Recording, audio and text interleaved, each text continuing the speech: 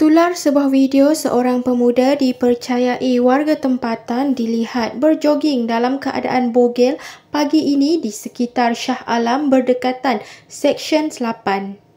Menerusi video yang dimuat naik di Facebook, jelas kelihatan pemuda berkenaan berjoging tanpa seurat benang di sebuah jalan berdekatan Seksyen 8. Difahamkan pemuda itu turut telah ditahan oleh anggota polis peronda hasil laporan orang awam yang berada di tempat kejadian.